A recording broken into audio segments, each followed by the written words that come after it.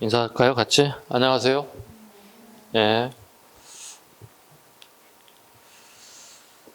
자, 오늘은 126쪽 병자호론부터인데요. 순서를 좀 바꿀게요.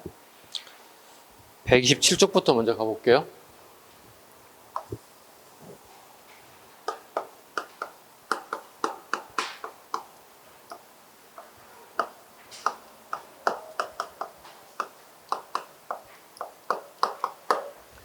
강해군의 중립외교부터 가야만이 순서가 될 것 같아서 책의 편지가 약간 바꿔볼게요. 자, 강해군 하면 우리가 가장 먼저 떠오르는 단어가 중립외교 정책이에요. 기존의 새로운 나라, 후금과 기존의 나라, 명나라와 사이에 우리가 딜레마에 빠져 있어요. 다시 볼까요? 지도 한번 살짝 그려볼게요. 기존의 나라가 명나라예요. 그죠? 조선이란 나라예요. 일본이란 나라 이렇게 배치되어 있어요. 그리고 여기에 여진족 애들이 새롭게 세력을 키워오고 있어요. 오케이? 그리고 나라를 하나 세웠어요. 후금이라고 얘기했어요. 고려시대에 금나라라고 하는 게 있었어요. 여진족이 세운 나라가. 그걸 약간 업그레이드 버전이야. 앞에 그래서 후자를 넣어주는 거야. 뒤에 생긴 금나라다. 후금이라는 나라가 생겨서 우리나라를 공격하기 시작했어요. 이걸 정묘호란이라 불러요. 정묘년에 호자는 오랑캐 호자입니다. 우리 민족이 아닌 중화민족인 한족을 제한 모든 사람들을 오랑캐라고 불렀어요.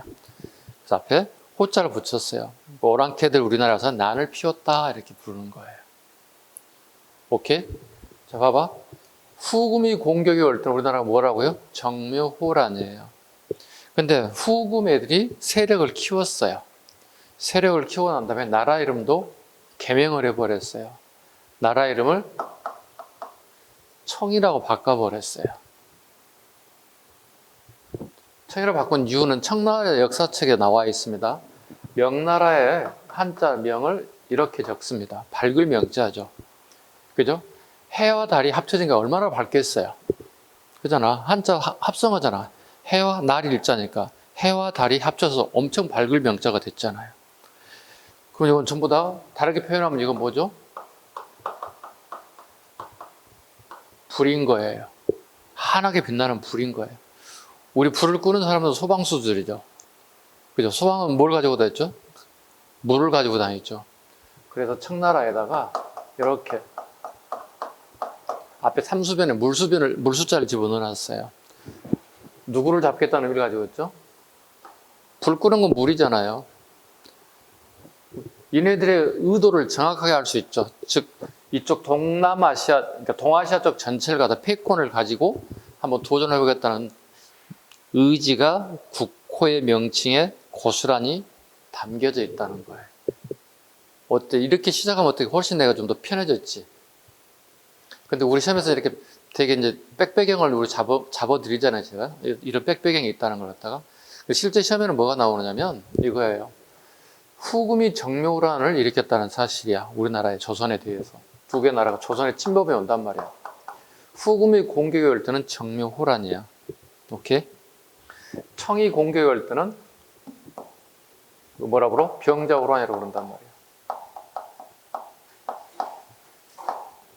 같은 민족이야. 여진족이들이야. 같은 민족인데 나라 이름, 즉 국호가 달라. 다시 한번 봐. 후금이 공격할 때 우리나라 전쟁을 뭐라고 그런다고요? 그렇지. 정묘호란. 다시 청이 공격할 때 우리는 뭐라고 그런다? 병자호란이라고 한다. 이때 우리나라 왕이 누구냐고 물어보는 거야. 강해군이라고. 반정이 일어나기 전까지. 인조 반정이 일어나기 전까지. 강해군의 외교 정책이 뭐냐고 물어본다고. 가장 많이 나왔으니까 공무원 시험에 가장 많이 나오는 기출이고 모든 시험에 잘 나오는 거예요. 우리나라는 누구의 손도 들지 않고 중립외교를 하겠다는 거예요.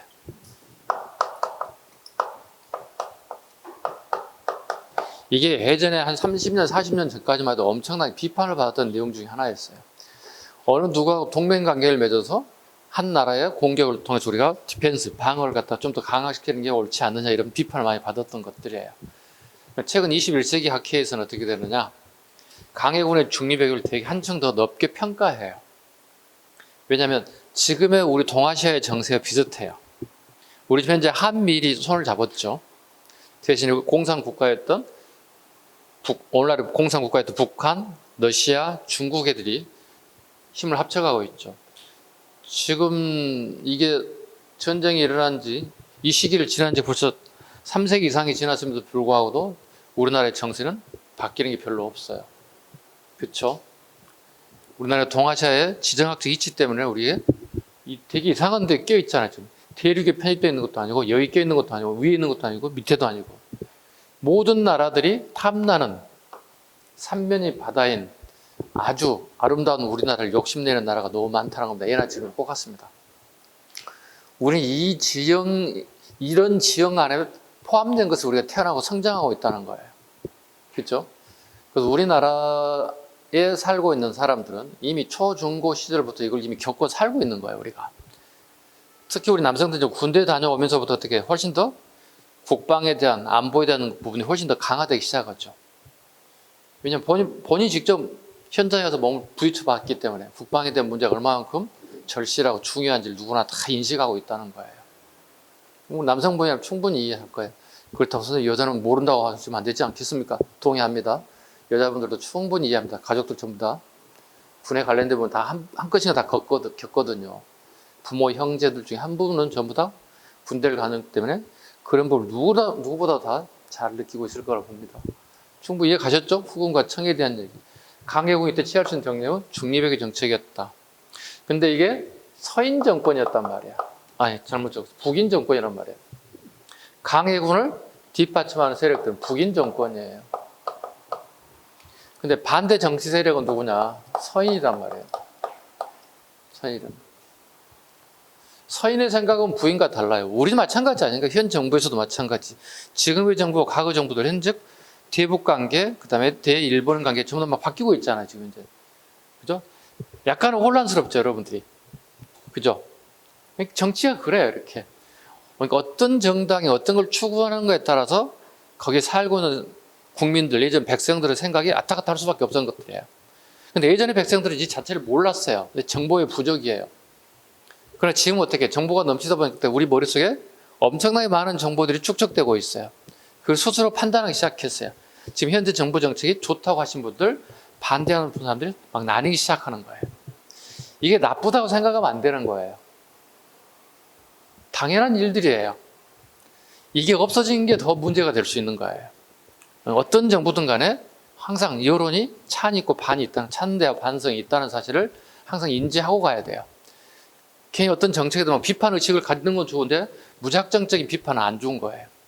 공존한다고 생각하셔야. 그게 건전한 여론이 형성되고 우리가 판단하는데 훨씬 더 좋은 정보를 제공해 준다는 거예요, 우리에게. 정보를 차단해 보세요. 답답해, 우리가.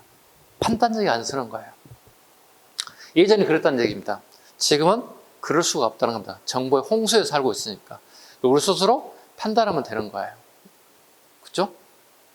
판단하면 되는 겁니다. 보셨죠? 중립외교에 관련된 뭐 가장 기본적인 것들. 대신 서인은 뭐죠? 아니라는 얘기예요. 친명으로 가야 되는 얘기예요.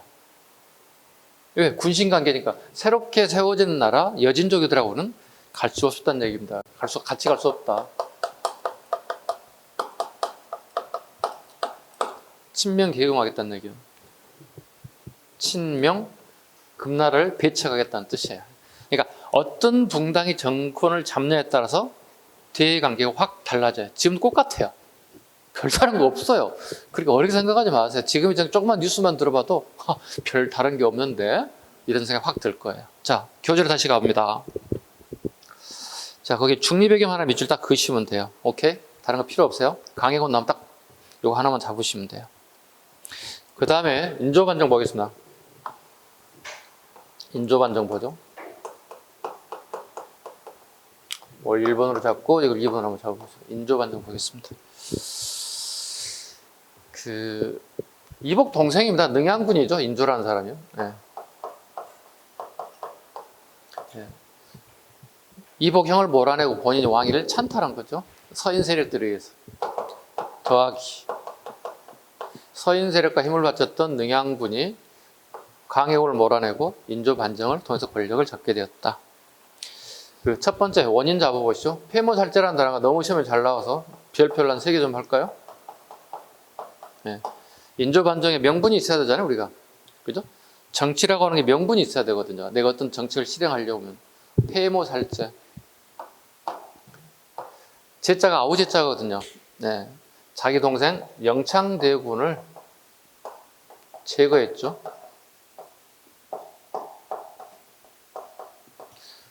아우제자. 폐모. 영창대군의 어머니죠. 영창대군의 어머니를 폐했답니다. 그리고 궁에다가 가둬버렸어요. 이걸 유폐라고 불러요. 유폐.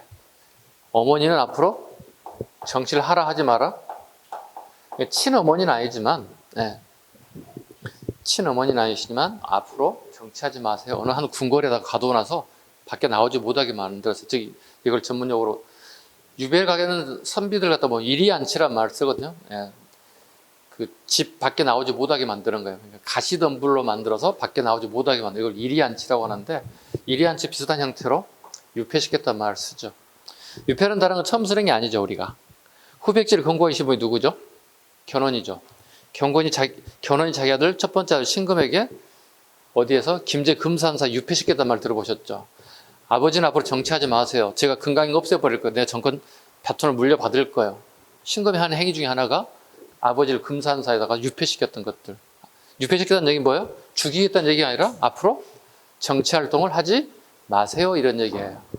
네, 이것은 인조 반정의 원인으로 작용됐다는 겁니다. 인조 반정의 원인으로 작용됐다. 그 다음에요. 두 번째가 이제 중리배교 정책입니다.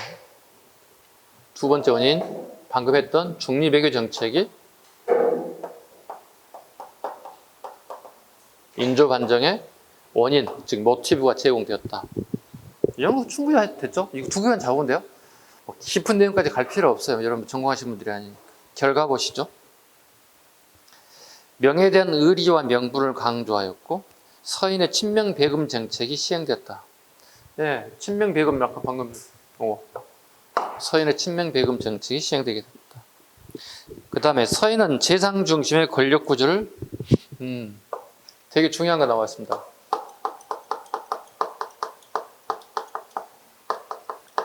재상 중심의 정치 권력을 추구했다. 정치는 왕이 하는 게 아니라 재상이 해야 한다는 거예요. 영의정, 자의정, 그 육부 정승들이 있죠. 장관들이 있죠.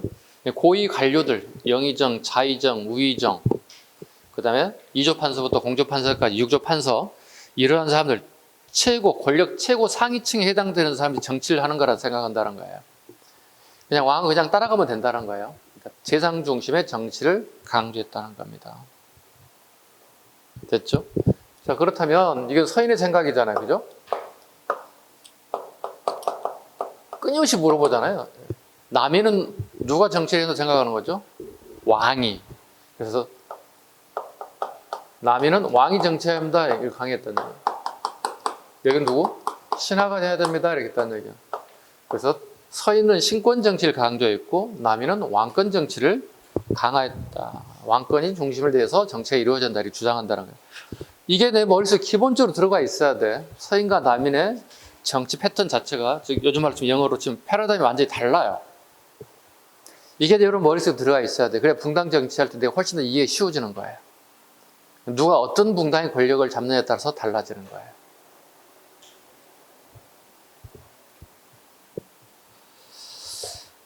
그 다음에요. 국방력 강화를 위한 노비 성량과 허통을 적극 주장하였다. 되게 중요하죠? 네. 서인의 생각, 노비 속량. 노비를 해방해야 한다는 우리말로 바꾸면 네, 노비를 해방해야 한다. 노비 성량과 허통을 적극 주장했다.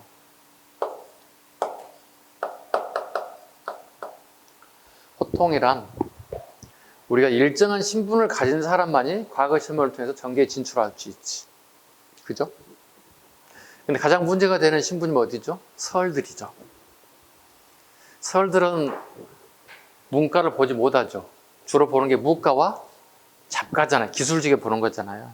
그러니까 우리나라의 조선시대 과거 시험은 양인 이상이면 누구나 모든 시험 다 봐요. 백성 이상은. 근데 실질적으로, 그러니까 법적인 규제는 그렇지만 실질적으로 어떻게 일반 백성이 공부할 시간이 없잖아요. 공부할 시간이 그때 볼 수가 없어요. 법은 가능하지만. 서울도 마찬가지로 서울도 양 이상의 신분이지만 법적 제재가 있단 말이에요. 주로 보는 게 서울들의 잡과와 무과란 말이에요. 근데 얘네들이 공부 잘하는 애들 있을 거 아니야. 일반 농민의 아들도 서울들도 어떻게 공부 잘하는 애들 있을 거란 말이야. 그럼 얘들이 하고 싶은 거 문과 시험을 봐서 고위 관직에 나서 정치를 하라는 거잖아요. 이거에 대해서 긍정적인, 그죠? 예. 문과 응시를 가능하게 만들어주는 긍정적인 생각을 하고 있는 게 서인들이란 얘기예요. 이게 살짝 말 바꾼단 말이야. 남인은 서울들의 허통을 중요시했다. 오, 맞는 것 같은데? 그랬을 거야. 이거 생각하면 안 된다는 얘기예요. 서인의 생각이에요. 남인은 왕권 강화와, 봐줘?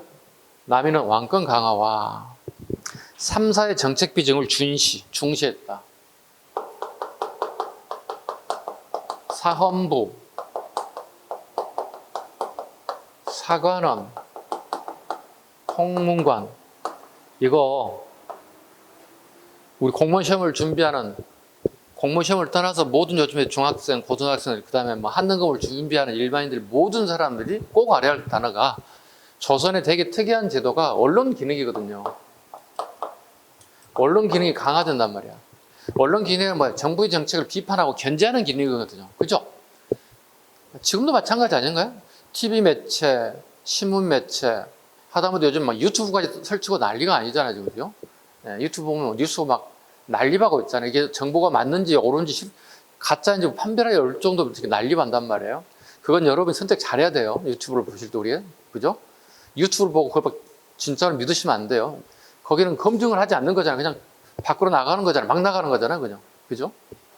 그래서 유튜브를 보는 건 되게 좋아하시잖아요. 여러분들이. 그죠? 심지어 보는 취향이 다르긴 하지만, 예, 혹시 뉴스들은 일단 거리에서 필터링을 한번 하세요. 그걸 100% 믿으시면 안 되니까. 확인해야 돼요. 확인. 예, 그거 보고 믿으시면 안 돼요. 봐, 이거 봐봐. 3, 4, 사헌부, 사관, 홍관, 언론을 되게 중시하는 게 남인이었다는 거예요.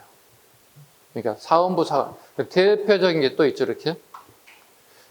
고려의 3, 4와 조선의 3, 4는 다르죠. 이거 아주 기초적으로 물어보는 거예요. 이거 회계 기능이에요. 자주 물어보는 것 중에 하나가 다 맞으라고 주는 건데 또 많이 틀려. 가장 기초적인 거잖아요. 그죠? 고려의 3사는 회계 기능이고 조선의 3사는 언론 기능입니다. 언론 기능을 되게 강화하기 시작하더라. 신분제 하나에는 소극적이에요. 여기 신분제 하겠다고 얘기하잖아요. 그죠? 여기에 허통. 허통에 대해서는 소홀했다. 되게 소홀하더라. 페이지 넘겨주세요. 자, 정묘호란으로 가볼까요? 네, 첫 번째.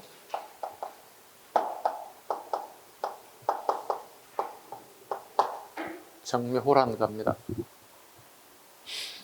정묘년에, 그죠? 정묘년에 오랑캐들이 난을 일으켰다. 실은 따지게 보면 전쟁이에요. 그렇잖아. 후금하고 전쟁한 거잖아. 근데 우리는 조선시대 우리 역사가들은 무슨 생각을 가지고 있을까요? 전쟁이 아니라고 한다는 거예요. 그냥 전애들이 우리나라 난을 피웠답니다. 그 다음에 병자호란. 이것도 마찬가지잖아요. 전쟁이잖아요. 우리가 전쟁 엄격히 했잖아요. 우리가. 남한산성에서 인주하고 싸웠잖아요. 근데 우리 항복하게 됐잖아요. 전쟁인데 우리는 뭐야? 되게 우리는 역사가들이 자존심이 되게 강했던 것 같아요. 무슨 전쟁이야. 그냥 저 자식들이 와서 난을 일으킨 거야. 또 1592년 일본에도 우리나라 침공했잖아요. 임질예란이라고 그래요. 엄격히 따지면 조일 전쟁이에요. 조선과 일본의 전쟁이에요. 조일 전쟁을 표현하지 않고 되게 임진? 예란이에요. 일본에 들어서 난을 피웠대요. 어때 우리 자존심 있는 것 같아? 없는 것 같아? 되게 세지. 우리가 보는 관점은, 우리 역사가들이 그 당시 보는 역사가들의 관점은 전쟁이 아니야. 일시적으로 난을 피웠을 뿐이야. 뭐죠? 우리의 되게 자존심을 스크래치가 되게 많이 당했음에도 불구하고 자존심을 지키려고 하는 모습이 보여요. 근데 엄격히 따지면 평가를 하자면 전쟁 맞죠? 근데 우리 역사들은 이렇게 표현하더라는 거야. 참고로 보라는 겁니다. 아, 전쟁인데 우리 프라이드를 지키기 위해서 전쟁이 아니고 그냥 호란, 예란 뭐 이런 식의 표현을 한다는 겁니다. 자, 하나씩 가겠습니다. 정렬한 겁니다. 인조 때입니다. 후금입니다. 그 당시의 나라 이름은 후금입니다. 후금 애들이 우리나라에 어떤 일을 하는지 보겠습니다. 원인 갑니다. 명나라 장수 모문룡이라는 사람 잡아주셔야 합니다. 모문룡이라는 사람. 요동 회복을 위해서 평안도 철선 앞바다 가도에 주둔하여 후금을 자극하였다. 조선에서 인조반정의 농공 행사에 불만을 품은 이괄현난이 발생하기도 하였다. 그 잔당이 후금으로 도주하여 인조 측의 부당성을 알리고 도움을 청하였다. 약간의 설명이 필요합니다. 살짝 여기 봐주시죠. 이렇게.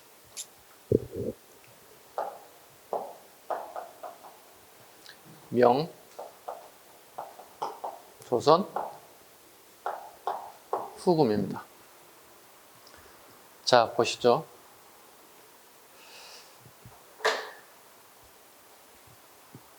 후금은 홍타이즈라는 사람에 의해서 새롭게 나라가 만들어졌어요. 그러니까 원래 이런 게 있어요. 명나라에 오랑캐에 대한 정책들이 기본적인 노선이 깔려 있어요. 뭐냐면 오랑캐들을 가장 견제합니다. 왜냐하면 오랑캐는 하나로 뭉치면 되게 무서운 나라가 돼요. 무서운 민족이 돼요. 그래서 명나라는 가장 기본적인 저 오랑캐들에 대한 여진족에 대한 정책이 기본 노선이 깔려 있는 게 뭐냐면 여기가 엄청나게 많은 30개, 40개 이상의 부족으로 구성되어 있는 게 여진족 애들이에요. 근데 가장 기본적인 명나라는 떨쳐놓는 거야. 즉 이합집산을 못하게끔 만드는 거야. 떨쳐놓는 거야. 그러니까 각자 여진족을 상대해야만 얘들이 힘을 하나로 모을 수 없다는 거야. 이런 정책을 펼쳤어요. 근데 여진족도 어떻게 가끔씩 즉 영웅들이 히어로들이 가끔 등장해서 그 애들이 하나의 부족 국가를 통일해 버렸어요. 그게 홍타이즈라는 사람들에 의해서 즉 청태조죠. 훗날 이런 사람들에서 새로운 나라, 바운더리가 하나의 국가로 만들어졌다는 거예요. 이렇게 되면 명나라는 되게 이제 무서워지는 거예요. 자, 하나의 나라가, 하나의 국가가 형성되잖아요. 그럼 이게 무섭게 됐다고 그랬잖아요. 엄청난 파워를 자랑한다는 거예요. 자, 그런데 이네들이 땅이 북쪽이에요. 남쪽의 북쪽은 되게 척박해요. 그죠? 그러니까 먹고 살만한 게, 농사지어 먹고 살만한 게, 봐보세요. 우리처럼 남쪽 땅 어떻게 농경국가, 중국도 농경국가잖아요. 그죠? 이 농사를 통해서 먹고 살고 정착 생활을 하는 거야. 그럼 전에들 어떻게 먹고 살 게 없으니까 유목민 생활을 한다는 거야. 떠돌아다니는 거야. 철에 따라서 이동해서 가축을 끌고 다니는 거야. 양을 기르고 말을 타고 다니면서 거기서 식량들을 공급받고 있는 것들이에요. 그러니까 정착보다는 계속 이렇게 떠돌아다닌다는 얘기예요. 그걸 하나로 뭉쳤다는 거예요, 사람들이. 자, 그럼 뭉치는 건 좋은데 가장 기본적인 의식주 중에서 먹는 문제가 해결되지 않아요. 특히 부익부, 빈익분이 커지는 거예요. 양을 기르고 말을 가르고 토지를 가진 사람 먹고 살만하지. 근데 그거 없는 사람 어떻게 하는 얘기야? 힘들잖아요. 그럼 그 사람들을 갖다가 먹여 살려주는 방법은 따뜻한 나라, 명나라를 남쪽을 넘겨볼 수밖에 없어요. 이런 마인드가 기본으로 깔려 있어요, 저희들은요. 그러니까 중국 애들, 즉 명나라 애들이 북방 저 민족에 대해서 왜 이렇게 분리시키려고 했는 그 정책을 우리가 이해할 수 있어요. 쟤들 뭉치면 다음 행보는 우리 쪽으로 내려올 거라 생각한다는 거예요. 만리장성을 넘어올 거라 생각한다는 얘기예요. 그렇다면 명나라와 우리 조선의 관계는 군신 관계가 맺어져 있어요. 뿐만 아니라 군사 동맹도 맺어져 있어요. 자, 그러면 얘들이 내려온다면 명과 조선은 군사 동맹 중에 조선이 해야 할 일은 뭘까? 이거예요. 자, 봐봐. 얘들이 인구가 많지 않아요. 그러면 정남 아시죠? 16세부터 60세 미만의 남자를 정남이라고 그러죠. 얘들은 전부 다 군에 차출돼 군복을 입어야 되는 거야. 저쪽 여진족 얘들이. 얘들이 어떻게 군복을 입고 이쪽으로 내려올 거거든. 그죠? 자, 그런데 하나의 나라가 만들어지면 명과 조선이라는 나라가 군사 동맹에 맺어도 사실 누구나 다 알 거란 말이야. 바보 천치가 아닌 이상 나라를 끌고 나갈 정도 지도자가 있다면. 그럼 조선의 다음 행보는 뭐냐는 얘기야. 얘들이 남쪽으로 내려온다면 얘들이 이쪽을 쳐준다는 거야. 저 빈 공간을 쳐준다는 얘기야. 그럼 여기 남아있는 애들 누가 있죠? 이거 얘들 제외하고 나면은 여성과 노인네들과 어린아이들밖에 없다는 거야. 그럼 얘들 갖다가 조선에 가서 살려주겠냐는 얘기야. 전쟁은 무섭고 잔혹한 겁니다. 제거합니다. 그러면 여러분 생각해보세요. 남자분들, 우리 가족들을 남겨놓고 전쟁터에 나갔는데 우리 가족을 지킬 사람이 없으면 어떡해? 불안하지.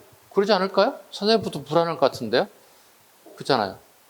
그럼 얘들이 이 사실을 알게 된 여진적 입장이라면, 바보가 아닌다면 큰 나라 명나라를 먼저 공격하겠어? 작은 나라인 조선을 먼저 공격하겠어?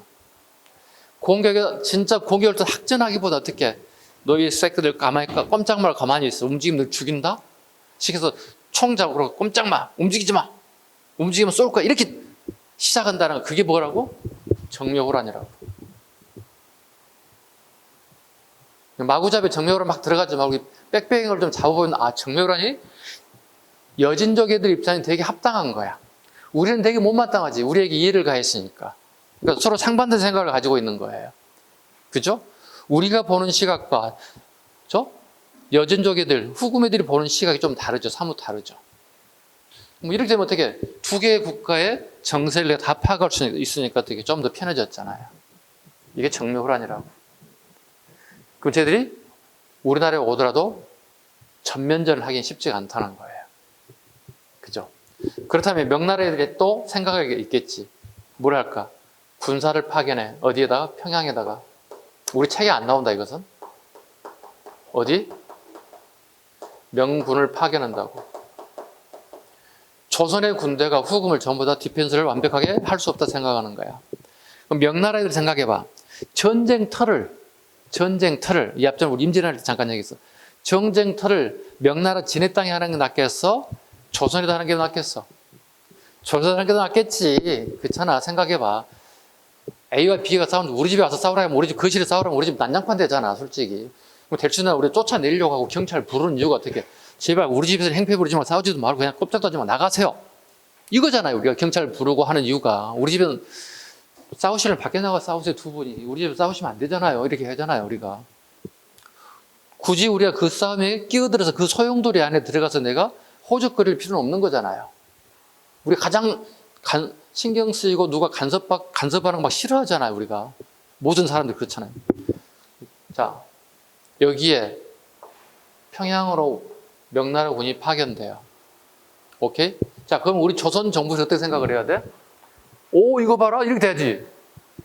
땡큐가 아니지. 파견하지 않으면 후금이 우리나라에 압박할 강도가 약해지는 거예요. 근데 얘들이 직접 후방을 공격하겠다고 대비하고 있는 거예요. 얘들이 내려가면 얘들이 조선군과 명군이 합세해서 이걸 치겠다는 거잖아요. 측면을 치겠다는 거야. 가장 약한 측면을 치겠다는 거야. 우리는 조선에서 어떻게 비상이 걸린 거죠. 그건 아닌데? 우리나라에 전쟁터 만들겠다는 얘기가 되는 거잖아요. 그래서 우리 정부에서 평양에 파견되어 있는 이 군사들을 갖다가 이쪽 평양 건너 요 바다, 철산 앞바다로 이동시켜요. 제발 여기서 주둔하시면 안 됩니다. 나가세요. 돌아가세요. 돌아가지 못하게 바다 건너쪽으로 가세요. 그러니까 우리나라에 어차피 전쟁이 난다면 육지가 아닌 섬이라고 하는 제한된 공간으로 우리는 떨쳐놓으려고 하는 거예요. 우리 정책은. 어때요? 우리 정책이 훨씬 더 효과적이지. 그렇잖아요. 우리 한반도 전체 땅덩어리 내에서 전쟁보다는 섬으로 내보내서 전쟁터를 일정 제한시키려고 하는 목적을 가지고 있다는 거예요. 이 내용입니다. 거기 한번 봐보실까요?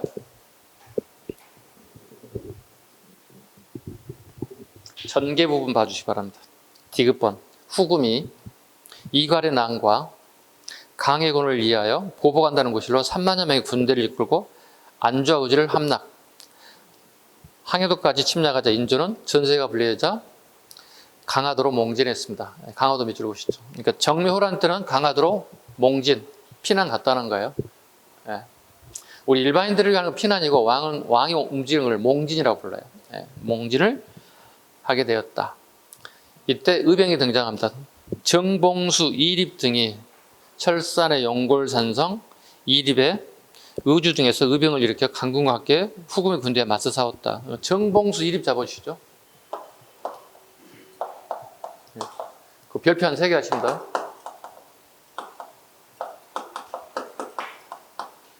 의병장이 2명밖에 안 나오죠? 2분밖에. 예. 좀 이제 병자호론을 할 건데요.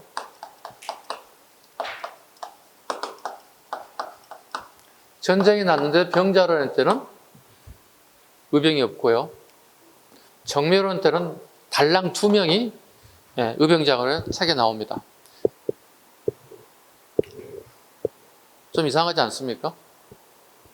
우리 임진왜란 때 의병장 때 엄청나게 많이 나왔죠. 특히 경상남도, 전라도 쪽에 의병장이 엄청나게 많이 나왔죠. 그 다음에 충청도까지 막 올라오기 시작하죠.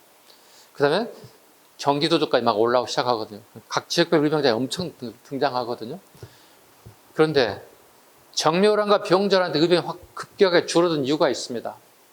자, 봐보세요. 임진왜란 때 의병장 되게 많았잖아요. 그 의병장들이 전쟁을 하는 도중에 전쟁이 장기화되다 보면 내가 가지고 있는 군량미가 떨어져요. 그러면 그 지역에 있는, 즉 지방정부가 가지고 있는 군량미 일부를 내가 약간 약탈해서 나눠 먹어요. 아니 먹어야 싸울 거 아니야. 어떻게 배 굶어가면서 싸울 수는 없잖아 우리가. 근데 전쟁이 끝나고 난 다음에 농공 행사를 하는 과정 중에서 의병들이 군량미를 훔쳐먹었다. 말이 바뀌기 시작하죠. 훔쳐먹는 거하고 있는 거 우리가 좀 나눠 먹었다고 좀 달라지잖아요. 절도범이 되는 거잖아요. 더더욱 군량미를 훔쳐먹은 것은 이거 완전히 역모가 되는 거거든요. 그래서 상당수의 의병 지도부하고 의병장들이 전쟁 이후에 농공행상평가에서 전부 다 죽음을 맞이하게 돼요. 그게 선조예요. 그래서 역사학자들이 선조를 이렇게 보는 이유가 이거예요. 아니, 자기는 무서워서 저기 의주까지, 여기 압록강을 건너면 끝나는 의주까지 도망간 사람이 의병장들이 나타나서 나라를 지키는데 힘을 합치고 목숨을 바쳤는데 나중에 군량미를 좀 훔쳐다가 정부의 말을 빌자면 훔쳐먹어서 전쟁을 계속 이어가게 됐잖아요. 이걸 역모로 몰아서 죽여버렸습니다. 그렇다면 정묘호란이 일어났어요. 전쟁이 났는데 의병들이 일어날까요? 아니, 나라를 위해서 내가 목숨을 바쳐서 싸웠는데 나를 역모로 몰았어요. 그럼 다음에 또 몇 년 지나 전쟁이 또 일어났어요. 가겠냐고. 이래 주구나 저래 주구나 왜 한 가지인데 굳이 내가 뭐하러 고생해? 마음고생, 육체적 고생 뭐하러 해? 가만히 있다 죽는 게 차라리 편하지? 이런 생각을 할까 안 할까? 농민, 백성들이 하지. 양반 유성각 하지. 그 2명밖에 안 나타나는 거야. 어디서? 이쪽 하삼도 서울 이남아 아예 없어. 그나마 여기밖에 없어. 북방 지역밖에 없는 거야. 급하니까. 그런데 좀 뒤에 병자호란 때 어떻게? 제로야. 왜? 아니 사람이라는 게 보는 게 있고 듣는 게 있고 느낌이라는 게 있어. 야, 이 정부가 나를 위해 진짜 힘써주는구나. 배를 해주는구나. 조선의 나라 정부가. 그것 때문에 내 몸 바치려고 노력한단 말이야. 내 몸 바쳐서라도 우리 가족 지키고 우리 나라를 지켜서 생각을 하는 거야. 그런데 전쟁 끝나고 수습하는 과정 중에 나를 역모로 몰아 죽여? 우리 가족도 역모 가족으로 몰아버려? 그럼 어떤 병신이 아닌 이상, 바보 천치가 아닌 이상 내 몸을 나라에 헌신하고 바치겠냐는 얘기야. 안 하지. 천만다행히 우리 공부하는 사람 입장에 어떻게 딱 2사람 나오는 게 되게 좋지. 정봉수, 이립, 병자호란, X 얼마나 좋아. 공부할 때는 편하지만 내막을 들여다보면 되게 슬픈 얘기인 거예요. 그잖아요. 웃기는 얘기잖아요. 웃기고 슬픈, 우픈 얘기인 거예요, 이게. 어때? 조금 더 나아졌죠? 배경이. 의병도 공부할 때 조금 나아졌죠? 백배경을 좀 잡으니까. 이어서 갑니다. 주화란 겁니다. 후금은 보급로가 끊어지고 명나라를 싸우면서 군사를 증강할 필요가 생기자 조선의 하의를 제의. 조선에도 전황이 불리해지자 주하란이 채택되었다. 하이 손잡자는 거야. 하이 체결. 후금군의 철병과 형제 명약 맺죠. 형제 명약. 우리가 형이 아니고 제예요. 아우제자예요. 저게 형이에요. 형이 얘기할 수 있잖아요. 명령할 수 있잖아요. 성장 과정에 꼬맹이 때 형이 야 임마 빨리 와 임마 뭐 막 오잖아요. 아 좀만 기다려 빨리 와라 막 하잖아요. 형이 명령할 수 있는 거예요. 형제 관계를 맺었다. 이후 후금과 명 사이에 엄정한 중립을 지키는 형제 관계에서 관계에 따라 후금의 조공 등 경제적 요구에 시달렸다. 후금과 형제 관계를 굴욕적으로 우리는 인식했다. 자, 대표적인 내용 보겠습니다. 형제간의 맹약. 두 번째, 조선은 형님국인 후금의 조공을 바친다. 국정부도시 중간계시, 해령계시 비추고 이것만 나온다. 경제 파트. 중간계시와 해령계시를 열었다. 여기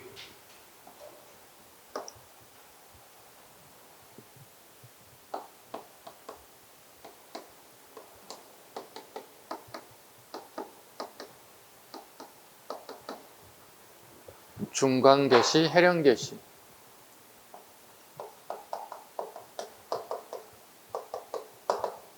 자, 우리 상식 한번 봅시다. 우리 역사 상식. 계시, 같은 말로 공무역, 후시, 사무역이라고 불러요. 사무역은 우리말로 밀수야, 밀수. 우리가 밀수를 하는 이유는 뭘까? 마진이 좋으니까. 근데 한번 걸리면 깜빵에 가야 돼. 그런데 마진이 좋으니까 가는 거야. 그게 뭐야? 마약이야. 마약, 필로폰 이거야. 그러니까 마약, 필로폰이 끊임없이 우리나라에 들어오고 끊임없이 잡히고 끊임없이 뉴스에 나오고 뉴스로 생산되는 것들 뭐야? 마진이 좋으니까. 한 방 걸리면 그냥 매덕 걸리니까. 한 번 걸리면 깜빵 갔다 오지 뭐. 그럼 그 함정에 빠지면 계속 나오더라도 출소하더라도 계속 그걸 손댈 수밖에 없는 거야. 왜? 나도 살 게 없어. 나이는 먹어가지 돈 벌 수 있는 재능이 없어. 그밖에 없는 거야. 그 밀수야. 밀수를 끊기지 않은 이유는 한 방에 있는 거야. 마진이 좋은 거야. 그렇다고 그거 하라는 얘기가 아니에요. 실정을 얘기하는 거야. 공무역은 나라와 나라 간에, 네, 나라와 나라 간에 무역 협정을 맺어서 물건이 오고 가게 하는 거예요. 그럼 이렇게 얘기하면은 나라와 나라가 그러니까 국가 공무원들이 모여가는 거 같나요? 이거 아니야. 이상한 생각하면 안 돼. 자, 우리나라도 지금 공무역이에요, 사무역이에요? 대한민국이라는 나라는? 공무역이 기본이잖아요. 나라와 나라가. 밀수하라고 하지 않잖아요. 왜? 공무역이 어떻게 세금을 걷어들이는 거잖아요. 공정한 거잖아요. 그럼 나라와 나라가 무역이라는 얘기는 공무역이라는 얘기는 우리 삼성인, 현대인, 우리 되게 글로벌화된 기업들이 많잖아요. 그러니까 우리나라 정부로부터 그 나라와 공무역에 대한 서로 조인이 됐다면 어떻게 물건을 파는 거야. 자동차도 팔고 반도체도 파는 거예요. 그게 공무역이야. 지금 현재 삼성이라든가 현대라든가 SK 이렇게 하는 게 공무역이라고. 어렵게 생각하지 마. 이렇게 이 얘기를 안 해주면 나라와 나라 간에 물건 가지고 서로 파는 건가요? 가서 교환하는 건가요? 막 이렇게 물어봐 나한테. 쉬는 시간에 나가지고. 들떨어진 생각하지 말라고. 꼭 같아. 21세기나 저 17세기나 꼭 같단 말이야. 공무역이란 허가된 국가 정식 허가를 받은 사람들이 하는 거야 이렇게. 그리고 우리 세금 정당한 이익에 대한 세금을 내는 거예요. 그러잖아요. 그래 우리 재소의 수입이 증가되는 거잖아요. 가장 기본적인 마인드. 그 다음에 그 오른쪽에 사료들이 있죠. 사료는 제가 읽을 수가 없어요. 시간 관계에서. 여러분 좀 꼭 읽어주세요. 사료는요. 네, 꼭 읽어주시고. 130쪽 병자론으로 하시갑니다. 자, 병자론입니다. 한 9년 만에 다시 전쟁이 일어났습니다. 네. 10년 안 돼. 9년 만에 다시 일어났습니다. 1636년 청해 홍타이지 밑줄 그시죠? 홍타이지 청태종이 10만 명이 공격에 전에 배후의 안전을 확보할 목적으로 공격하자 당시 인조는 강화도 피난길이 막히자 소윤세자와 함께 남한산성으로 피신하였다. 남한산성 밑줄 그시죠? 남한산성 원래 경기도 광주, 그 다음에 성남시와 이렇게 겹쳐 있어요. 네. 원래는 경기도 광주가 하나의 군이에요. 근데 훗날 분구가 돼서 오늘날에 광주하고 성남시가 분구됐어요. 그러니까 남한산성은 경기도 광주라도 상관없고 성남이라도 상관없어요. 요즘에 성남이 더 가깝죠. 네. 가보신 분 계시나요? 저쪽 강남 쪽에 사신 분들은 성남을 자주 왔다 갔다 하는 사람들이 많거든요. 택시 타고 한 10분이면 가니까. 지하철도 발달돼 있고. 가보신 분이 없어요? 선생님만 다녀왔군요. 네. 좋습니다. 뭐, 언젠가 여러분 갈 수 있는 기회가 있다면 꼭 가세요. 거기에 좋은 게 하나 있어요. 막걸리가 일미야. 거기 가면 파전에 막걸리 꼭 먹고 와야 돼. 그것만 먹고 오면 안 돼? 성도 들어가서 좀 보고 와야 돼. 아, 성이 이렇게 돼 있구나 보고 와야 돼. 성을 공부할 때 가장 먼저 공부하는 게 뭐라고 그랬어요? 거기 요즘 다 문화인설들이 많이 들어가 있거든요. 문화인설 때는 가장 먼저 물어볼 말이 뭐래요? 성은 장기간 동안 우리가 전쟁을 버틸 수 있게끔 만들어 놓은 거잖아요. 가장 중요한 게 뭐예요? 물이에요. 우물터를 제일 먼저 좀 물어봐 가가지고 남한산성이 됐던 어디를 가든 간에 문화해설사한테 여기에 우물터가 어디에 항상 물어봐. 20일 한 달 정도 버티면 어떻게 물이 생수가 있어야 되잖아요. 식수가. 그죠? 우리가 올라갈 수 있는 물이 한계가 있잖아. 그래서 1년치 2년치를 가지고 올라갈 수는 없잖아. 그래서 항상 산성을 만들 때는 물이 잘 나는 지역을 선택해서 만들어요. 산성 갈 때 가장 기본적인 마인드가 뭐라고? 뭘 물어보라고 가장 먼저? 우물터를 찾으라고. 그렇잖아요. 우리도 기본적으로 집에 물이 꼭 필요하잖아요. 가끔 단전되거나 수도가 고장나거나 중간에 수도 공사해봐봐요. 불편하잖아요. 그죠? 그때 우리가 생수 주문량이 막 늘어나잖아요. 모든 사람들이 대부분 그렇잖아요. 네. 중요하다는 겁니다. 자, 보겠습니다. 청이 우리에게 군신관계를 요구합니다. 후금이 지방과 내몽골을 정하고 국호를 청으로 변경. 청에 밑줄 그으시죠. 조선에 대해 군신관계를 요구하고 더 많은 조공을 요구하였습니다. 이 군신관계를 요구하게 되는데 이거 한번 봐보시죠. 군주하고 신하관계가 된다는 얘기인데 이 요구할 때 그 시점이 좀 약간 우리가 기분 나쁜 게 있어요. 그 다음에 또 A가 아닌 게 하나 있어요. 왜냐면 인도의 계비가 사망해요. 후처가 사망하게 돼요. 그러면 우리가 주변 나라들 같은 문상을 하거든요. 얘네들은 꼭 같아요. 여러분들 뭐 친구들 부모님이라든가 뭐 할아버지 할머니 돌아가시는 문상 가잖아요. 그죠? 문상 가면 가방 기본적으로 하는 게 어떻게 가서 인사드리고 그러면 상주하고 또 인사하고 그 다음에 이런 얘기를 하죠. 아이고 마음 아프시겠어요. 뭐 어떻게 하겠습니까? 그래서 상 잘 치르시고요. 이렇게 또 상 치르고 또 봬요. 이렇게 그리고 앉아서 간단하게 식음료 먹고 그 다음에 뭐 부주금, 조의금 이렇게 좀 넣고 오잖아요. 통상 이게 우리 기본적인 거죠. 맞잖아요. 근데 이게 가장 기본 통상적인 건데 전에들 우리에게 무리한 요구를 했어요. 얘들이 우리에게 앞으로 문상 와가지고 그죠? 문상 와가지고 우리에게 이걸 요구했어요. 군신관계를 요구했어요. 아까 우리가 통상 아이고 안 되셨습니다. 뭐 상 잘 치르시고 이런 얘기 해야 되는 게 우리 일상의 상도에 대한 기본 개념이잖아요. 그런데 이걸 요구하는 게 시점과 장소가 안 좋은 거예요, 이게. 이걸 우리에게 요구한 거야.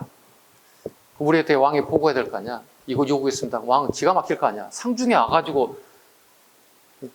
그러니까 우리나라의 어떤 그 상중에 대한 의식은 그게 아닌데 상갓집 와가지고 필연적인 폐악질을 한 거잖아. 막말로 얘기해서. 이거 말이 안 되는 거잖아요. 이걸 보고했겠죠. 우리 왕 어떻게 해요? 열받았겠지. 기본적인 열받았겠지. 이건 이 경우가 아니다. 이렇게 할 거 아니야. 사람이 아니다. 속된 말로 막 뒤에 막 쌍욕 붙일 수 있단 말이야. 이런 쌍 이렇게 붙일 수 있단 말이야. 그리고 우리 이걸 보고받고 상을 치고 난 다음에 우리 정부의 액션은 뭘까? 극강이에요. 강하게 부딪히는 거예요. 야, 우리 군사 빨리 모아봐. 훈련시켜봐. 그럼 인조는 이런 생각을 했어요. 최소한도 쟤네들이 우리나라에 군사를 끌려면 10만 이상의 병력을 끌고 오려면 봐봐요. 말도 필요하고 군량비도 필요하고 그럼 최소한 6개월 이상의 준비 기간이 필요할 걸 생각한 거야. 그럼 우리도 충분히 6개월 정도면 군량비 모으고 군사 모으고 훈련시켜서 충분히 대적할 수 있다고 생각했던 거예요. 그래서 우리 못 받아들이겠다고 그냥 쫓아버렸어요. 이런 쌍하고 보내버렸어요. 아, 그런데 6개월은커녕 바로 내려왔네. 바로 압록강을 넘어와서 평양까지 와버렸네. 평양 다음은 개성이잖아요. 그럼 우리 어떻게 해야 돼? 우리 아무 준비 안 돼서 악만 바락바락 써놨어, 우리가. 그죠? 악만 바락바락 써놨잖아요. 우리 준비 안 돼 있잖아요. 뭐 좀 이것도 알아보고 이것도 알아보고 뭐 준비할 거 많아, 이게. 근데 개성까지 내려와 보면 어떻게 해? 도망가야지. 어디로 도망가는 거야? 강화도로 가야 될 거 아니야. 근데 둘째 아들 소현세자가 먼저 아버지가 강화도로 몽진한다면 머무를 공간을 좀 살펴봐야 돼. 왕이기도 하고 자기 아버지니까. 거처를 알아봐야 되고 뭣도 알아봐요. 먼저 강화도로 먼저 갔어요. 강화도로 먼저 갔으니까 상관없어요. 근데 강화도로 왕도 왔고 뒤에 그 다음에 소현세자 잘못 적었어요. 복림대군. 복림 둘째 아들은 갔는데 소현세자를 포함한 신하들이 아직 준비해서 왔지만 강화도로 가는 길이 갈 수가 없었어요. 보통 김포에서 배를 타고 강화도 넘어가는 코스였어요. 근데 그게 이미 청나라 애들이 이 길을 김포로 가는 길을 이미 점령하고 있었어요. 왜? 우리 민족반정에 성공했던 사람들의 농공 행상에 따라서 관직을 주고 그 다음에 품을 올려줬거든요. 그 다음에 토지도 주고 주택도 줬단 말이야. 근데 이괄이 이걸 1등 공신에 책봉되지 못하고 2등 공신에 책봉돼서 불만이 쌓이게 되면서 자기 아들이 역모를 몰리게 되면서 결과적으로 난을 일으켰어요. 이괄이라는 사람이. 그리고 이괄의 날은 제거됐어요. 제거됐는데 그의 잔당의 일부가 잔당들이 청나라까지 건너갔어요. 청해 건너갔다는 게 뭐야? 내가 청해에 살기 위해서는 우리나라의 조선에 대한 되게 고급 정보를 건너줘야 돼요. 그래야 그 사람의 가치가 있는 거야. 그렇잖아요. 똑같아. 지금 우리나라의 고위 관료가 뭐 얼부겠다. 우리나라에 비상이 걸린 거지. 고위 군 장성이 얼부겠다. 초토화되는 거야. 그럼 어떻게 우리나라에 가지고 있는 그 사람이 넘어갔던 가지고 간 사람의 정보를 다 바꿔야 되는 거예요. 마찬가지겠죠. 북한의 고위 관료가 우리나라에 넘어면 어떻게 엄청난 정보를 획득하겠죠. 그럼 북한도 마찬가지로 정보를 확 다 바꿔야 되겠죠. 근데 얘들 정보가 청에 건너가게 된 거야. 정보 중에 하나가 이거야. 니네들이 우리 조선을 공격한다. 우리 왕과 조정은 가장 먼저 도망갈 것이다. 그게 강화도일 것이다. 그 다음 왕을 잡아서 완전히 항복을 받기 위해서는 강화도에 가는 길을 미리 차단해야 된다. 그래서 선발대가 먼저 이미 왕이, 즉 홍타지가 내리기 전에 이미 선발대가 김포까지 와 있어. 그러니까 인천으로 들어온 길을 다 차단해버린 거야. 강화도 갈 수가 없잖아요. 결과적으로 왕은 갈 수가 없었어요. 그래서 다시 후퇴해서 왕은 어디로 가는가요? 왕이 하나도 안 적혀 있어. 네. 인제는 어디로 가야 됩니까? 아까 방금 얘기했던 남한산소로 가는 거예요. 후퇴하는 거예요. 남한산소로 가는 거예요. 근데 이때가 역대 조선 500년 중에 가장 추운 한 34, 5도 돼요. 영하 한 34도, 5도로 예상을 해요. 엄청난 거잖아요. 우리가 영하 25도만 돼도 추운데. 그죠? 이 정도의 온도, 되게 추운 겨울 한 50여일 동안을 저항하죠. 근데 이때 이미 홍타이지라는 사람이 길 건너편에서 홍타지하고 직접 군사 10만을 끌고 남한산성 앞에 건너편 산에 딱 배치하고 있다네요. 남한산 50일 동안 항쟁을 하는 거예요. 가장 어려운 게 추위, 식량, 식수, 그 다음에 정신력 빼고요. 정신력 버틴다 손 치더라도 이게 다 부족해지는 거잖아요. 그리고 이 안에 어떻게 이제 내분이 발생할 수밖에 없죠. 싸워야 된다. 싸울 수 없다. 그죠? 강경론자들하고 그 다음에 반대하는 세력들이 서로 싸우게 됐죠. 그게 이제 영화로 나온 게 남한산성의 영화의 그 모티브가 된 게 이거예요. 네, 소설가 김훈소설가의 작품을 모티브로 해서 남한산성의 영화가 만들어진 거예요. 그래서 최명길이라는 사람은 우리 싸워서 이길 수 없다고 생각하는 사람들이잖아요. 손 잡자 다시 우리 항복해야 된다고 생각하는 거죠. 이해 가셨죠? 그게 모티브가 되는 거예요. 홍타지가 버티죠. 결국 우리가 항복하게 됩니다. 네, 더 이상 50일도 버티지 못하고 항복합니다. 직접 왕이 항복 조건을 걸었죠. 정무로 나오지 말 것. 하얀 옷을 입고, 그러니까 왕의 복식을 하지 말고 하얀 옷을 입고 하얀 백마를 타고 후문으로 나올 것. 후문으로 나올 것. 그리고 항복식을 하는 거죠. 오늘날의 강남 지역, 강남의 그 이번에 롯데타워 있죠? 예. 그 뒤쪽에 강가에서 새롭게 명약식을 합니다. 3개 구고도라는 얘기를 명약식을 통해서 엄청난 왕의 수치심을 일으키게 되는 것 같아요. 좀 가정을 갖습니다. 결국 우리나라가 앞으로 200여 년 동안 200여 년이 더 됐겠군요. 한 2, 300년 정도를 갖다 우리 청해 속국으로 살아야 되는 거예요. 네. 자, 전체적인 스토리를 쭉 이렇게 설명해 드렸어요. 과정을. 좀 구체적인 디테일한 부분을 책을 보면서 좀 하겠습니다. 자, 주전론과 주화란 봅니다. 주전론, 싸우자 하신 분들. 정원, 김상원, 삼학사. 김상원 꼭 잡아야 되겠죠. 김상원, 그다음에 삼학사, 윤집, 홍익관, 오달재. 윤집, 홍익관, 오달재 등 후금의 강경책을 펼쳤습니다. 주화론, 양명학자 최명길 잡아야 됩니다. 최명길. 네. 꼭 잡으셔야 돼요. 김상원, 최명길. 정계가입니다. 의주에서 우주는 여기에요. 여기. 압록강 건너기 전 여기 의주라 불러요.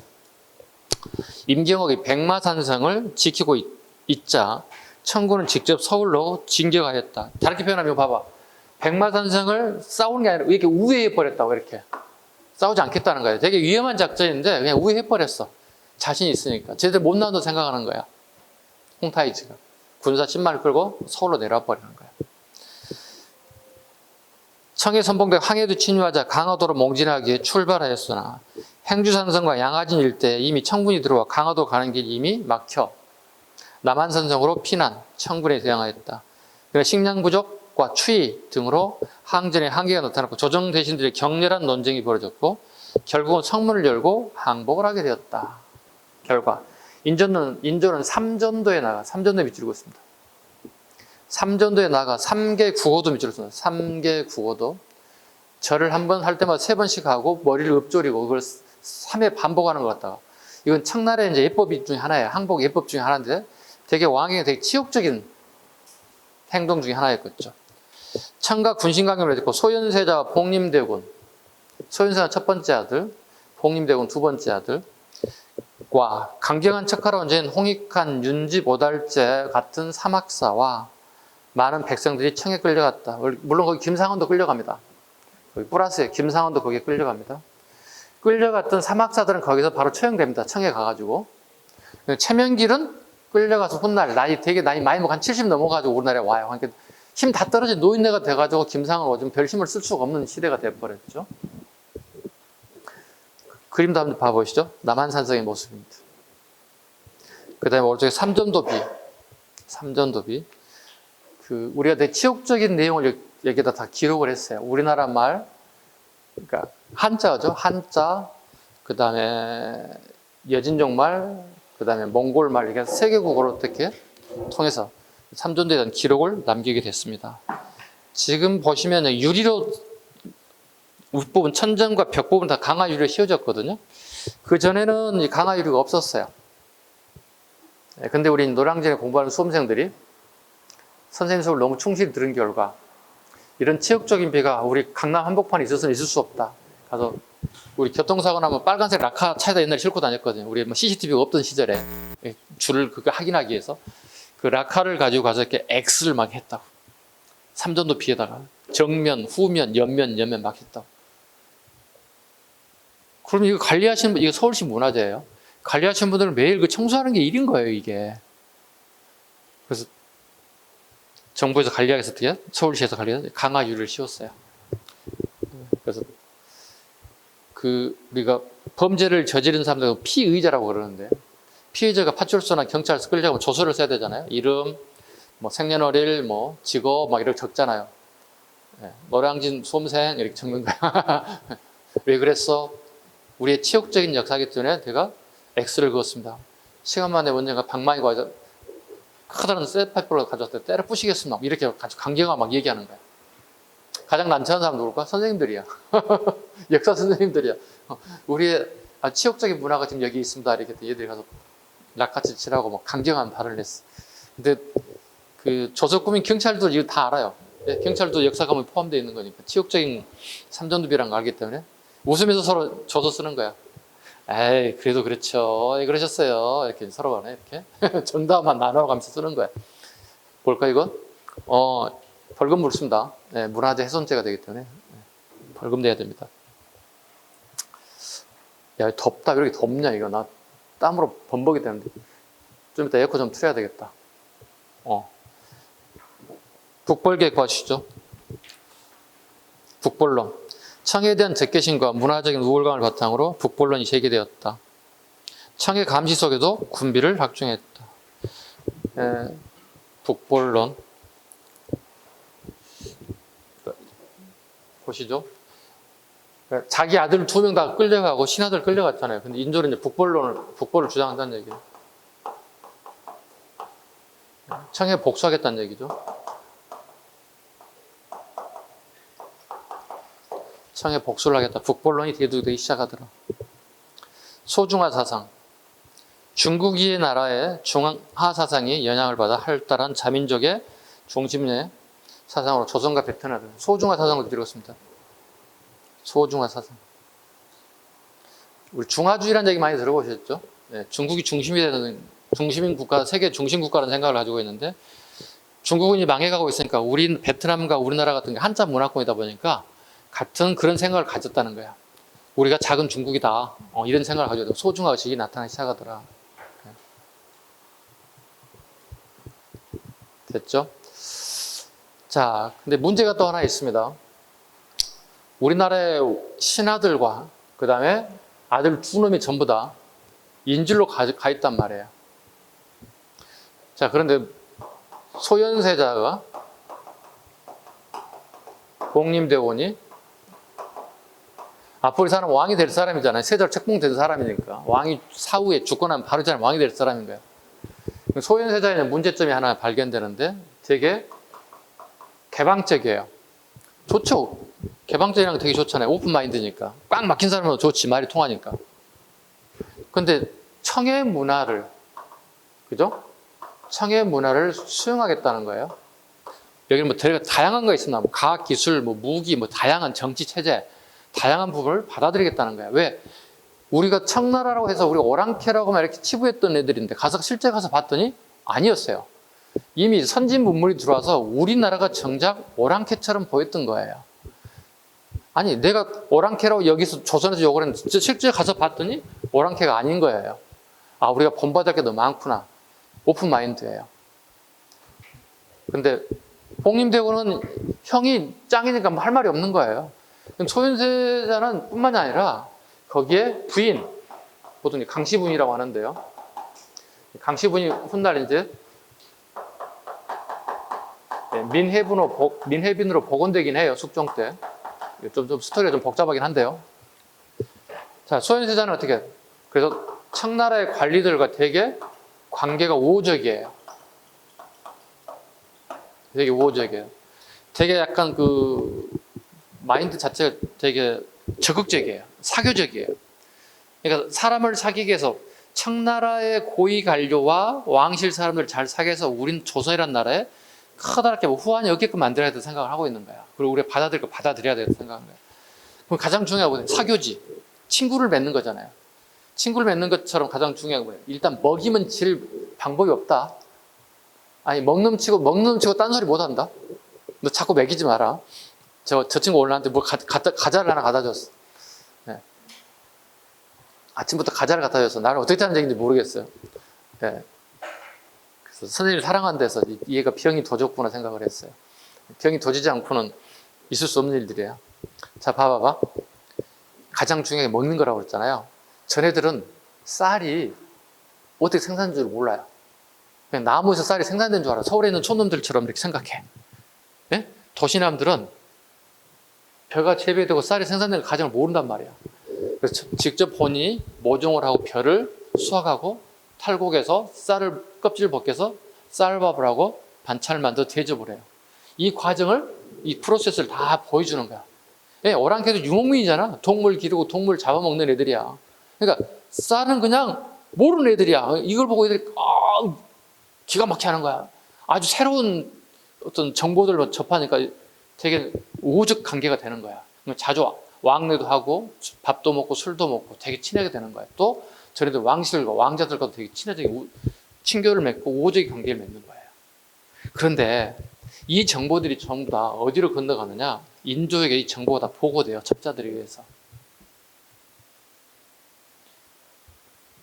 그런데 인조는 뭘 할까요? 조선의 왕인 인조는 뭘 하고 있을까요? 이거 하고 있어요. 책에 안 나온 내용이야.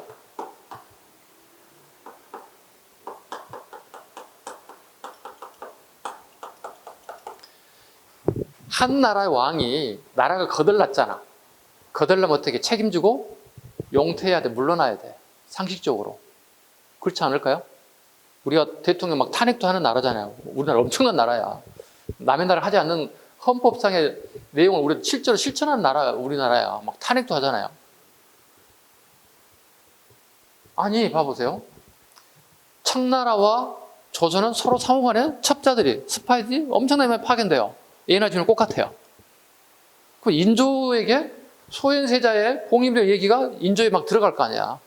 그러니까 인조가 나라의 전쟁이 실패했다면 물러난 게 정상이야. 근데 인조는 이걸 안 물러나고 있어요. 복수하겠다고 얘기하고 있어요.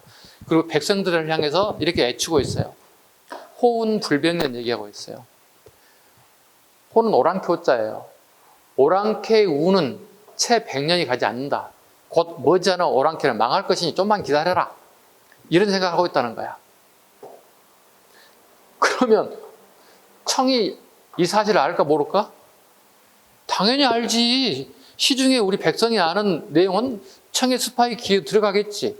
그럼 귀에 들어간 스파이 내용들이 당연히 청에 보고가 되겠지. 그럼 청의 조정이 어떻게 할까? 잘한다 할 겁니까? 아니면 까불지 마라 할까? 너 까불지 마 그러겠지. 그렇잖아. 아이고 조선의 임금 잘하고 있어요. 그렇게 하셔야지. 이렇게 하는 사람이 어디 있겠어. 상대국가 입장에서. 압박이 오지. 아저씨 까불지 마세요. 인조 아저씨. 왕 바꿀 거예요. 까불면 이렇게 협박이 온다는 거야. 그 인조가 어떻게 생각할까? 왕을 바꾼다는 얘기만 들어오는 거야. 그럼 누구지 다음 대상이? 우리 첫 번째 아들 소현세자겠네 이렇게 생각한다는 얘기야. 그럼 소현세자에 대한 견제가 들어가는 거야. 아버지가 자기 아들한테. 이거 이상한 아버지 아니에요? 앞으로 왕이 바톤을 물려받아서 외교활동을 하고 되게 고생하는데 타지에 나가서 자기 아들을 의심하기 시작하는 거예요. 그리고 이게 풀리고 난 다음에 다시 우리나라에게 와요. 그래서 머지않아서 어떻게 소현세자가 의문사를 당하게 돼요. 죽고 난 다음에 온몸에 검정색 반점이 일어났다는 거예요. 그러니까 의문사이기 때문에 병명이 확실하지 않기 때문에 의문사한 거야. 그냥 의문사예요. 그냥 멀쩡한 애 갑자기 죽은 거에 의문사한 거예요. 우리가 보통 이렇게 얘기할 수밖에 없는 거예요. 지금처럼 뭐 과학 기술이 있어서 뭐 CSI에다 그냥 뭐 의뢰할 수 있는 게 아니잖아요. 그때 기능이. 실록에 그밖에 없단 말이야. 결국은 신하들에 의해서 서인 세력들에 의해서 아마 어떤 관계가 맺지 않았을까 의심만 할 뿐이지 사실은 없어요. 그래서 의문사인 거예요. 그래서 소현세자가 왕이 올랐다면 우리 조선의 역사는 바뀌었을 거예요. 훨씬 더 우리가 개혁 기반이 빨라졌을 거예요. 고리타분하게 우리 것만이 최고야 이렇게 하진 않았을 거예요. 이미 선진문물을 봐왔기 때문에. 그죠? 근데 봉림대군이 두 번째 형이 죽자 동생이 봉림대군이 왕이 돼. 그래서 효정이 되는 거야. 효정은 뭘 목격했지? 이상한 짓 하면 의문사 당한다를 알 거 아니야. 효정은 어떻게 해? 그런 짓을 안 하겠지. 형이 죽음을 봤기 때문에. 그래서 효정은 누가? 서인과 손을 잡고 뭘 할까요? 북벌 정책에 나서게 되는 거예요. 앞으로 효정 임금은. 형의 모습을 잘 봤기 때문에. 야, 잘못하면 나도 죽겠는데? 밤새 안녕하겠는데?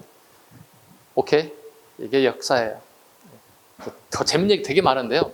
시간 관계상 더 깊은 얘기는 이 정도까지만 마무리하겠습니다. 자, 오른쪽에 김상은의 시 한번 봐주시죠. 가노라 삼곡사나 다시 보자. 상박사는 어디예요? 북한산 얘기예요. 북한산. 북한산이 꼭대기가 봉지가 이렇게 봉우리 좀 세 개처럼 돼 있어. 이렇게 세 개 우뚝 솟아 있어. 북한산, 경기도 고양시 있는 북한산 얘기하는 거야. 그러니까 서울에서 고양시를 통해서 이제 올라가고 있는 거야. 다시 보자 한강수야. 한강은 다 알겠죠? 다시 돌아서 한강 보고 싶다는 얘기야. 고국상천을 떠나고자 하려면은 시절이 하수상하니 내가 얼똥말똥하라고. 올지 못 올지 난 모르겠다. 김상한이 끌려갑니다. 사막사와 함께 끌려갑니다. 그때 끌려가는 겁니다. 이 사람이 죽었다 살았다? 거기에서 살아 돌아와. 살아 돌아오는데 아주 노인네가 돼서 돌아가기 때문에 정치적 역량을 발휘할 수 있는 힘은 없었다. 그 다음에 나선정보를 보죠. 효정임금이 이제 북벌을 하기 위해서, 효정님이 북벌을 하기 위해서 군사를 막 키워놨어요. 자, 그런데 보세요. 열심히 키워놨는데 한번 봐보세요. 효정임금이 북벌을 하기 위해서 어영청 아시죠? 어영청을 중심으로, 어영청이 원래 7,000명이 했다가 3배 늘려 21,000명으로 늘려놓는단 말이야. 누굴 복수하겠다는 얘기죠? 얘들이 복수하겠다고 어영청 군사를 21,000명까지 늘려놨다고. 오케이? 자, 그런데요. 여기 봐봐, 여기 위에. 러시아 애들 봐봐. 러시아 애들이 이렇게 내려와요. 여기는 청나라 땅이잖아요. 그죠? 청나라 애들이 우리에게 조선에게 요구합니다. 우리가 복수하기 위해서 만든 게 조총부대, 총으로 만든 조총부대를 만들었어요. 조총부대를 만들어 복수하기 위해서 만들어 놓은 거야. 근데 청나라 애들이 얘들을 보내달래, 이쪽으로. 우리나라에 조총부대가 이렇게 올라가는 거예요. 러시아의 남하를 2차례 공격을 막아내요. 1차, 2차. 나선 정보를 우리가 변유 신급위에서. 자, 그러면 목적이 제대로 작동돼서 잘못된 거예요? 잘못된 거잖아요. 우리가 복수하기 위해서 만든 부대는 어디에 써먹어야 돼요? 청에 써먹어야 되지. 근데 우리가 어떻게? 청을 이에서 써먹은 거야. 그렇잖아. 청에게 복수하려고 만든 게 나선정벌이잖아요. 어영청 군사를 모아놓은 거잖아요. 근데 결국은 청이, 야, 니네 조총부대 보내봐. 러시아 애들 내려오고 니네 좀 막아줘봐. 1차, 2차, 병급, 신유 2번에 걸쳐 우리가 싸워서 승리한단 말이야. 승리한 건 좋지, 피한 것보다 낫지. 근데 목적이 잘못됐다고. 그럼 뭐예요? 그것은 성리학적 명분론에 위배됐다는 말을 쓰는 거예요. 나선정보를 뭐라고요? 성리학적 명분론에 위배됐다 그러는 거예요. 용도가 잘못됐다는 거예요. 승리한 건 맞지만 위배됐다. 자, 보시죠. 러시아에 예부를 하던 청해 원병 요청을 효정때 병급, 신유 등이 2차례 조총부대를 출동하였으나 성과를 이뤘으나 성리학적 명분론에 위배되는 상황이 되고 말았습니다. 충분히 이해 가셨죠? 다시 앞으로 와주세요. 아까 제가 순서를 좀 바꾼다고 그랬죠. 126쪽 한번 봐주시기 바랍니다. 자, 정세의 변화 갑니다. 인구 감소, 토지대장 호적 상실, 국토 황폐화, 국가재정 부족. 국가재정을 해결하고자 공명책발, 공명책이 줄었습니다. 신분이 올라가는 거죠.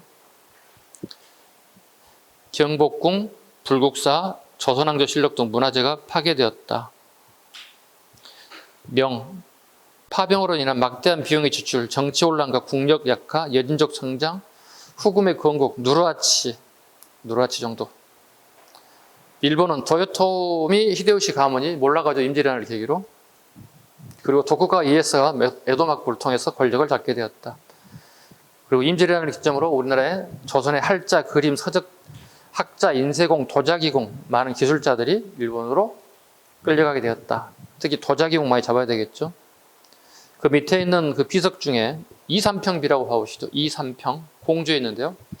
이삼평과 같은 우리나라의 도공들이 상당수가 잡혀가서 일본의 도자 발달을 이루었던 대표적인 케이스다. 이삼평 정도 하나 체크해 주셔야 됩니다.